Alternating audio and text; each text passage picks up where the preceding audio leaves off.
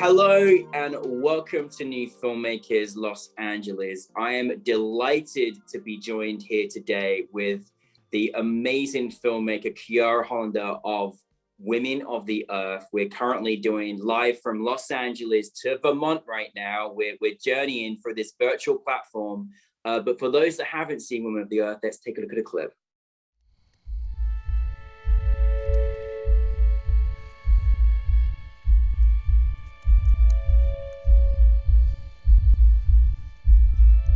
We are a part of a revolution, and revolution is not a one-time event.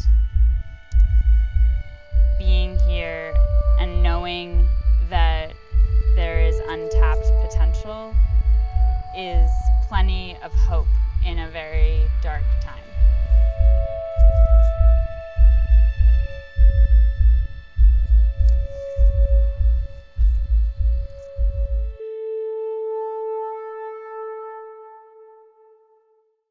I'm so excited to meet you. I'm so happy you made this film. Thank you for being here and bringing it to New Filmmakers Los Angeles. But for those that haven't seen it, tell us a brief synopsis of your documentary. Yeah, oh my gosh, it's so nice to meet you, Danny, and I'm so excited to have this opportunity to share more about this amazing story. So Women of the Earth this first installment is about two young sisters who live in the Hudson Valley in upstate New York, and they have purchased, along with a few other people, this massive amount of land, and they have started planting really large sums of industrial hemp to help heal the soil, which was basically nothing would grow there before this. So they are completely reviving the land. You know, they grew up in a farming background and have come back to it a little bit later in life. And they are just such an inspiration to both myself and so many young women around the world who are trying to combat climate change in really innovative ways. They are two amazing sisters. Like, I honestly, the only criticism I have about the documentary is it was over. I need more. I wanted to stay in this world that they're in. Like, I just can't believe these two amazing people are just not only farming, but trying to save the planet. You know, I mean, I grew up in a farming industry, and it was so delightful to see two young women leading the way with care, authenticity, sensitivity, emotion. It was just beautiful. Like, how did it come about for you, Chiara, to like find these incredible young women leading the way? And where did that inspiration come for you? I'm like, I've got to turn this into a film. Yeah, so, you know, I grew up, as you said, here in Vermont. I'm here right now, but this is also where I've lived most of my life. And so I knew a lot about farming, but even growing up here, and I grew up in like a very progressive household, I always had that image of kind of like an older man riding a John Deere tractor, you know, in overalls. And, you know, there's nothing at all wrong with that. But I met these two young hemp farmers. They were a friend of a friend. So thank you, Jess, for introducing us. I owe you a lot, because when I first met Melanie and Freya, I was just, my whole world was kind of turned upside down of just the image I had in my mind my whole life of, you know, who is combating climate change, you know, who is producing food and medicine for our communities and for our families.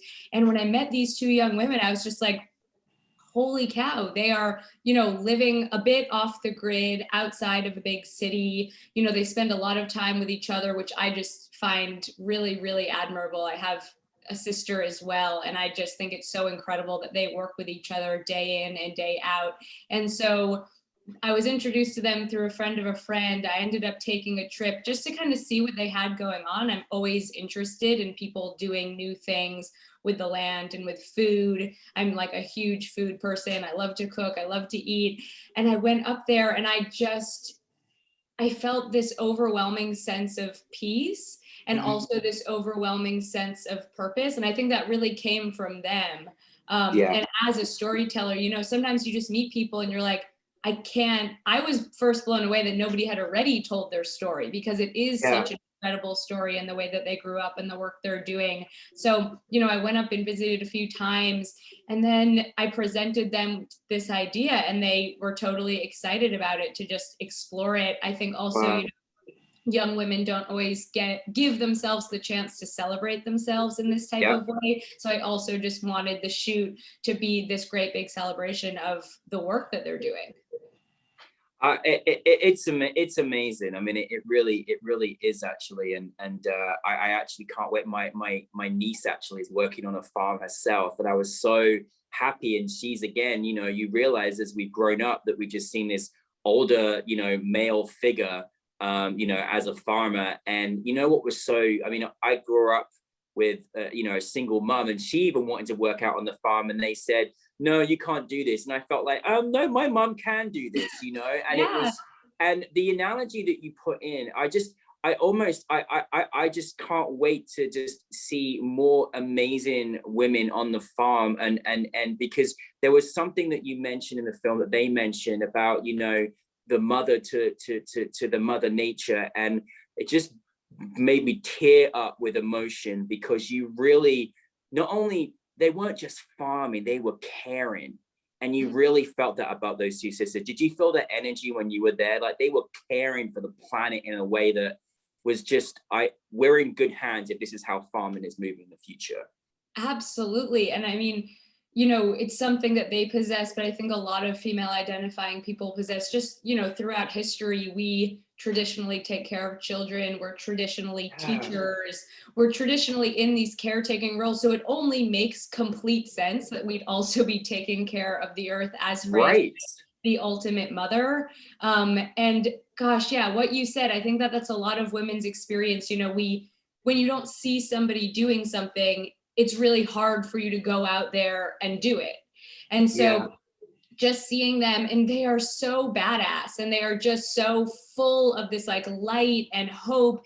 And I just, day after day, I mean, we were filming, but of course it was all on the Earth schedule. We kept trying to set a film date, but the hemp just wasn't ready to be harvested. So we would have had to kind of create some sort of not authentic experience for the filming. And both Melanie and Freya were really adamant about just waiting until it was the right time to tell this story based on what the earth was producing. So we ended up waiting till really the height of their harvest. And gosh, I'm so continuously inspired by them and the work they're doing. They've only just kept soaring and doing new things ever since we filmed. So I'm just really proud of them and just happy to know them. Well, Chiara, I can't help but just keep going back to the story, because I just think the story is so powerful, and I just want to let you know that, like, I learned so many things about hemp and hemp oil, and me and my husband ordered a load of hemp products last night, because, you know, we literally, it made us alter our thinking and our resources because of your film. Was that something you hoped for your audience to sort of not only educate, but just, you know, the world we're being taken into, that we can just rethink and understand and learn, you know, about the power of hemp? Totally. I mean, hemp in the United States specifically has had this great big misunderstanding and confusion. I mean, it started, you know, our Declaration of Independence was written on hemp. We made rope out of hemp. We made sails out of hemp. Like, hemp was all of the rage. And then all of a sudden hemp was banned and forbidden. And I'm so excited about the moment that hemp and CBD is happening. I love that you went and ordered some products. I mean, it's such a versatile industry right now, and it's really booming. And I do also think, and what I love about documentaries, I've been completely transformed by documentaries that I've watched in the past and series that I've watched in the past. And I think utilizing that education component, as you said, is such a great way to tell story. And so I have learned so much about hemp through this journey and continue to do so.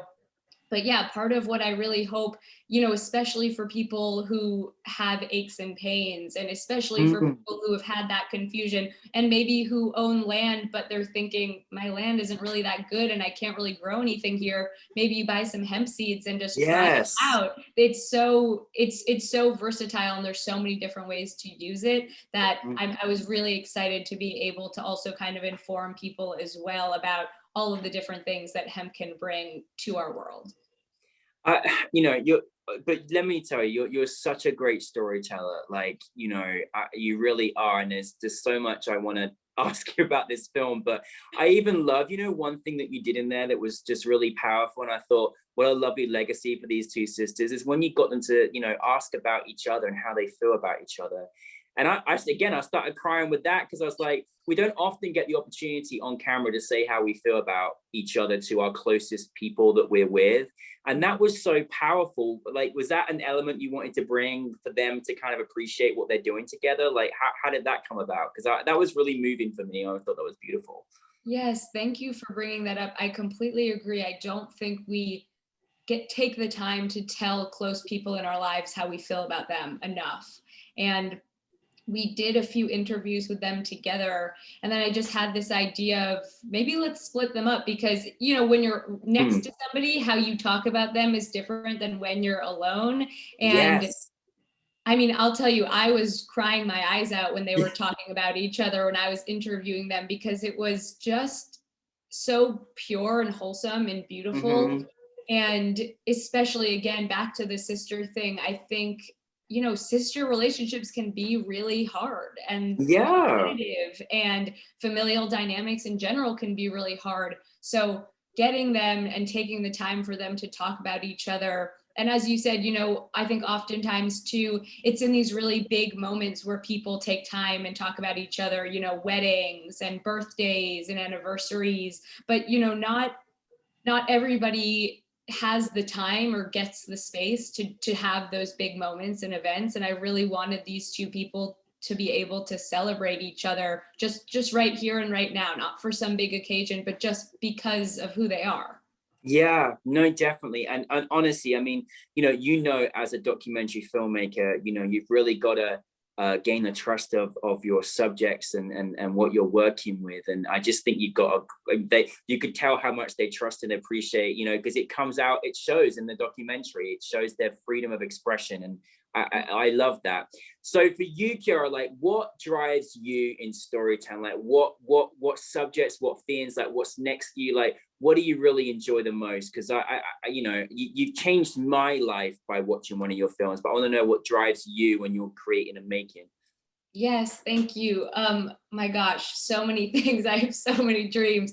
But you know, the biggest thing for me was growing up as a young female identifying person and not quite having maybe the right role models to look up to. I think the types of people that I looked up to when I was younger were people on reality television and Victoria's Secret fashion shows and some of these things that just were not realistic. I was not going to become these people, maybe nor should I want to. So my biggest thing for storytelling is finding these amazing role models, because there are so many incredible working women out there who are doing amazing things and completely underrepresented, and lifting them up and highlighting them and hopefully creating hundreds and hundreds of pieces so that tons of young female identifying girls can be like, oh my gosh, that girl or woman looks like me and they're interested in what I'm interested in. And I didn't know that that was possible for me. That just it chokes me up thinking about it, but it's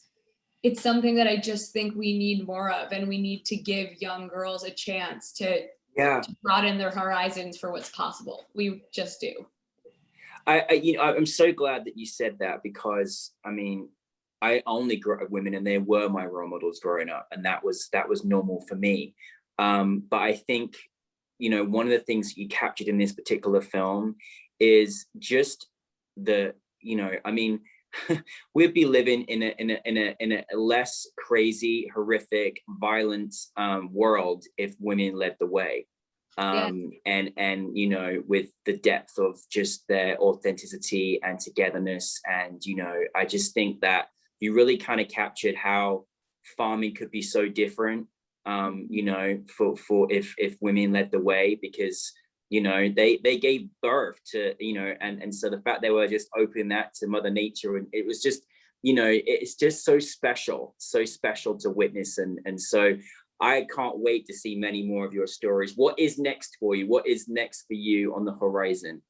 Yeah, so as I said, this is kind of the first piece of many episodes. I hope for this to be a full series based both in the US and Yes. outside of the US, of all of these women of the earth. So I just went down to the San Carlos Apache Reservation in Arizona and filmed with an incredible indigenous forager. She is Oh, a teacher and a forager and like the most women of the earth woman that I have ever met. Her name is oh, I Chiara. love it. Yeah, so we spent time with her and her community. And, you know, she introduces indigenous people back to the land and teaches them how to forage and cook with indigenous foods. And then, you know, where I am in Vermont, there's tons of female identifying farmers and land stewards. And so what's next for me is just continuing this journey and continuing to make these episodes. You know, I think it's really hard to make documentaries always. There's barriers, but Yeah. I'm just excited to keep telling these stories and connecting with these women and sharing what they have to share with me, because